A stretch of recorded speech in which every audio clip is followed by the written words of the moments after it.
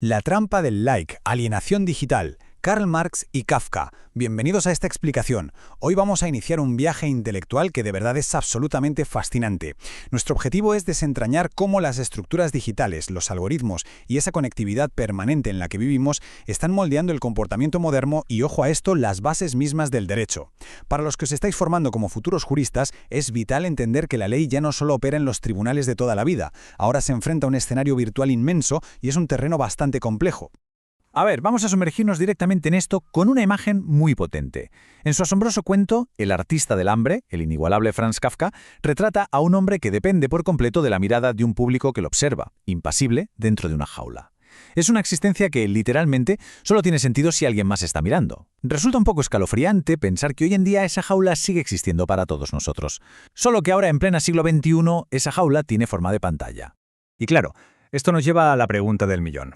Es la gran premisa que conecta esa metáfora tan desoladora de los años 20 con nuestra ineludible realidad digital. ¿Eres dueño de tus redes o ellas te controlan? Es un interrogante brutal. ¿Realmente tenemos el control sobre nuestras plataformas? ¿O son ellas las que ejercen un control silencioso, casi invisible sobre nosotros? Pasamos a la primera parte de nuestro recorrido, la jaula de pantalla, el espectáculo de la existencia. Básicamente, el sufrimiento humano y la vida cotidiana se han transformado en un espectáculo, en algo que se consume por las masas. Y ojo, porque esta es la perfecta metáfora de la alienación que ya describía Karl Marx. Históricamente, en el modelo industrial, el trabajador se separaba del producto de su propio esfuerzo físico, ¿verdad? Bueno, pues hoy la cosa va más allá. Ya no producimos solo bienes materiales, producimos nuestras propias identidades para el consumo insaciable de los demás. El individuo se separa del significado genuino de su propia acción, para transformarse en un simple objeto de observación ajena. Es una locura. En este entorno hiperconectado, nuestra identidad y nuestro valor ya no provienen de lo que somos de forma auténtica. ¿Qué va? Ahora dependen casi exclusivamente de la aprobación externa, cuantificable e inmediata. Ese ansiado me gusta o la acumulación obsesiva de seguidores se han convertido en la medida definitiva de lo que la sociología llama supervivencia simbólica. Para existir socialmente hoy en día, parece un requisito indispensable que la mirada colectiva nos valide. Es verdaderamente impactante cuando te paras a pensarlo.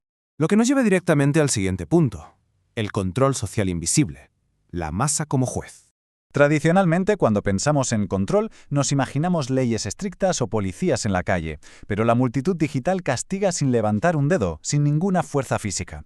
Para entender esto, tiramos de dos gigantes de la sociología. Por un lado, Michel Foucault nos hablaba del poder pastoral, donde la gente se comporta bien, aterrorizada por si el rebaño los señala como anormales. Y por otro lado, Pierre Bourdieu analizaba el poder simbólico, argumentando que la simple mirada continua del otro ya ejerce una regulación invisible. Irónicamente, esa mirada colectiva es el mecanismo de control más efectivo que existe. Y esto, de verdad, se ilustra de manera brillante con el célebre experimento de conformidad de Asch. Fijaos en esto.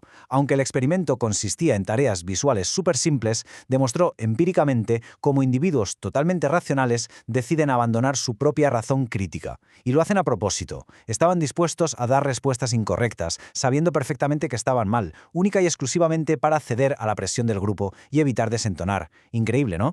Así que se genera un contraste súper peligroso.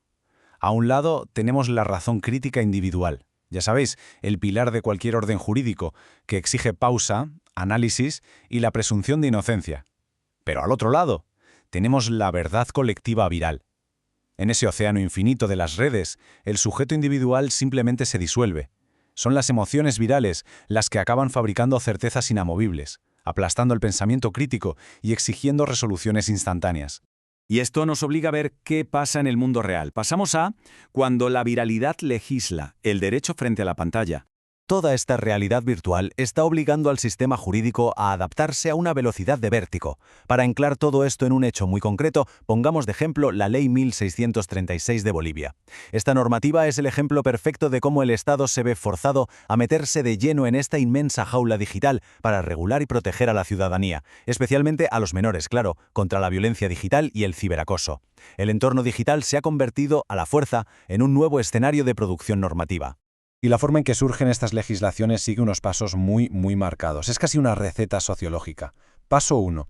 Las emociones desatadas por la viralidad fabrican una verdad social que todo el mundo da por sentada. Paso 2. Esa percepción del público se convierte en un clamor que exige un castigo inmediato. Y paso 3. La ley formal no tiene más remedio que adaptarse a ese comportamiento masivo. La viralidad consigue saltarse los filtros burocráticos de siempre y convierte el consenso emocional en ley.